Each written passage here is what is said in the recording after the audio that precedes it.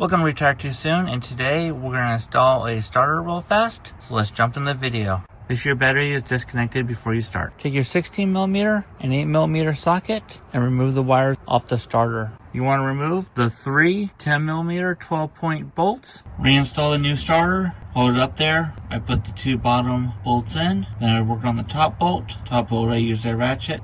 Bottom two bolts I use a wrench. Top one's the hardest one. Bottom one's are obviously easy. Refer to the owner's manual for torque specs on all bolts. Next you want to do the wiring. Make sure you clean it. Reinstall them. Reconnect all the batteries. This will be a cold start.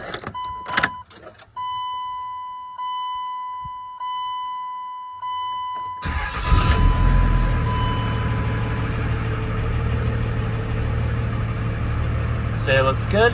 You should keep track of mileage for your records. Hope you enjoyed this quick video. Hope it was helpful. Any questions, leave a comment below. Appreciate you watching. Don't forget to like and subscribe. Until the next video. Bye.